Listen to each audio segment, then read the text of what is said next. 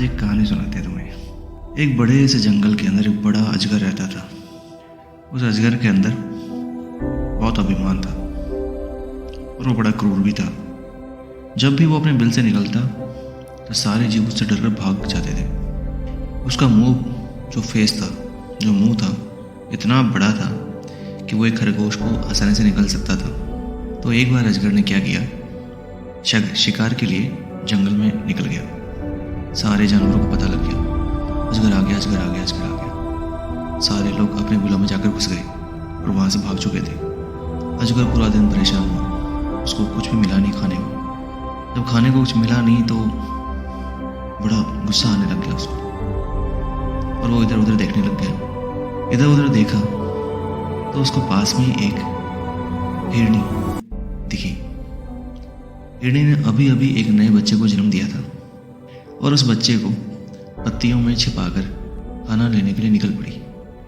अजगर ने जैसे ही फुकार लगाई, सूखी पत्तियां उड़ गई और जैसे पत्तियां उड़ने लगी उसको वही हिरनी का छोटा सा बच्चा नजर आने लग गया। अजगर की नजर पड़ गई उस पर। अजगर सुबह से भूखा था। अब उसने जैसे इस बच्चे को देखा तो बच्चा उस विकराल रूपधारी अजगर को देखकर इतना डर गया कि उसके मुंह से आवाज तक नहीं निकली। लेकिन अजगर को क्या था, अजगर ने देखते ही देखते उस बच्चे को निकल गया। बिल्कुल दया नहीं आई उसको। और जब तक हिरनी लौटी तब तक उसने देखा कि उसके छोटे से बच्चे को उस इतने बड़े अजगर ने एक झटके में खा लिया। लेकिन हिरनी क्या करती, उसकी आंखों से आंसू बह रहे थे और उसका गला एकदम रुक सा गया था कि अभी अभी जिस बच्चे ने कभी एक निवाला नहीं चखा वो खुद किसी का निवाला बन गया। हिरनी के दुख का कोई ठिकाना नहीं रहा। लेकिन उसने दिमाग में एक बात ठान ली कि कुछ भी हो जाए, जैसे मुझे मेरे प्राणों का बलिदान ही क्यों ना देना पड़े, लेकिन मैं इससे बदला जरूर लूँगी। भले ही जैसे कितना ही विशाल हो, कितना ही बड़ा हो, कितना ही विकराल हो।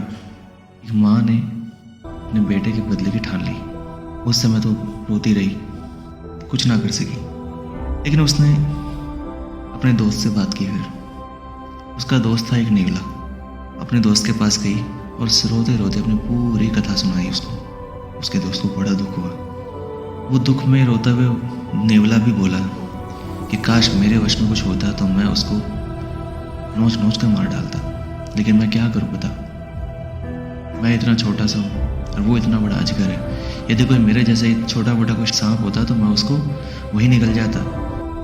अपनी पूंछ के पटकार से वो मेरे को मार डालेगा, मैं चाहकर भी तेरी कुछ नहीं कर सकता। दोनों ऐसे बैठे रहे काफी देर तक, दुख में व्यथित। हिरनी की आंखों से आंसू थे। नेवले से रहा नहीं गया। नेवले ने बोला कि तू चिंता मत कर यार, मेरी एक दोस्त है।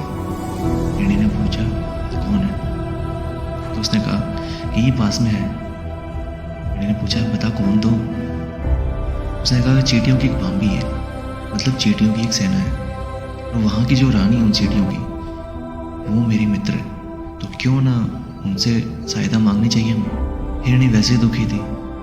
हिरनी ने बोला क्यों मेरे दुख और बढ़ा रहा है तू, जब तू इतने बड़े जीव का तू खुद कुछ नहीं कर पा रहा तो वो छोटी छोटी चींटियां क्या करेंगी। नेवले ने बोला ऐसा मत सोचो, उसके पास चींटियों की बहुत बड़ी सेना तुम सोच भी नहीं सकती। और एक बात हमेशा याद रखना, संगठन में बड़ी शक्ति होती है। नेवले ने बड़े समझा बुझाकर उसको लेके चला वहां से। हिरनी को कुछ आशा की किरणें नजर आने लग गई। नेवला हिरनी को लेकर चींटी रानी के पास गया और उसको पूरी कहानी सुनाई। अब चींटियों की जो रानी थी उसने सोच विचार कर कहा हम तुम्हारी सहायता अवश्य करेंगे। हमारी बाम्बी के पास एक सकरीला नुकीले पत्थरों भरा रास्ता है, तुम कैसे भी करके उस अजगर को वहां तक लेके आ जाओ एक बार, बाकी हम देख लेंगे जो हुआ है। नेवले को अपनी रानी पर पूरा भरोसा था, इसलिए उसने सोचा मैं अपनी जान जोखिम में डालकर मैं उसको लेके आ जाऊंगा। उसने हिरनी को विश्वास दिला दिया।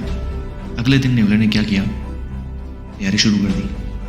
वह दोपहर में गया और अजगर के बिल के पास जाकर अपनी भाषा में बोलने लग गया, जैसे वो किसी सांप को लड़ाई करने के लिए आमंत्रित कर रहा हो, इनविटेशन दे रहा हो। अब अपने शत्रु की आवाज़ सुनते ही अजगर को और ज़्यादा गुस्सा आ गया और अपने बिल से बाहर निकलने लगा। जैसे बिल से बाहर आया तो नेवले का पहले ही प्लान था इसको उसी रास्ते पर लेके आना जहाँ पर वो सकरीला नुकीले पत्थरों वाला रास्ता है। तभी नेवला इधर रुकता तो अजगर मुंह से फुंकार मारता। नेवला अजगर को और गुस्सा दिलाकर उसको पीछा करने पर मजबूर करता और अंत में कोशिश करते नेवले ने उस अजगर को उस रास्ते पर लाने पर मजबूर कर दिया। जैसे ही वो क्रोध के अंदर अजगर उस नुकीले पत्थर वाले रास्ते पर आने लगा, ऐसे ही रेंगते हुए उसके शरीर के कुछ अंग छिलने लगे। जब तक अजगर उस रास्ते से बाहर आया तब तक उसका शरीर काफ़ी छिल गया था और जगह जगह से उसके खून की बूंदें टपकने लगी थी।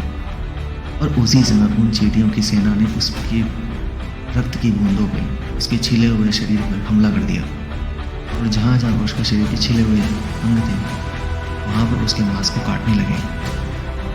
अजगर तड़प उठा। अब उसके शरीर से खून टपकने लगा, मांस और छिलने लगा और चींटियों को नए नए स्थान मिलने लगे आक्रमण करने के लिए। अजगर चींटियों को क्या बिगाड़ता? वे हजारों की गिनती में थे और वो अकेला। और कुछ ही देर में उस अजगर के प्राण तड़प कर निकल गए। नेवले ने हिरणी को कहा, फिर देखा संगठन में कितनी बड़ी शक्ति होती है। हिरणी को आज बड़ी याद आई अपने बच्चे की, लेकिन वह खुश भी थी क्योंकि उसने उसका बदला ले लिया था और उसने अपने दोस्त और अपनी चींटियों, उस नेवले के दोस्त चींटी रानी को बड़ा धन्यवाद दिया। इससे हमें यही शिक्षा मिलती है, संगठन की जो शक्ति है वह बड़े बड़े धूल चटा देती है, क्योंकि संगठन में कायदा ही नहीं, व्यवस्थाएं होती है। संगठन में सूचना ही नहीं होती, समझ भी होती है। संगठन में कानून ही नहीं, अनुशासन भी होता है। और संगठन के अंदर भय नहीं, भरोसा होता है। संगठन में शोषण नहीं होता, पोषण होता है। संगठन में आग्रह नहीं, आदर होता है। संगठन में संपर्क नहीं, संबंध होता है। संगठन में अर्पण नहीं, समर्पण होता है। इसलिए हमेशा अपने आप को संगठन से जोड़े रखें। संगठन सामूहिक हित के लिए होता है, अपने व्यक्तिगत स्वार्थ के लिए कभी नहीं होता। आई होप कि आपको इस कहानी से कुछ सीखने को मिला होगा। कल फिर मिलेंगे कुछ दूसरी कहानी को लेकर। धन्यवाद।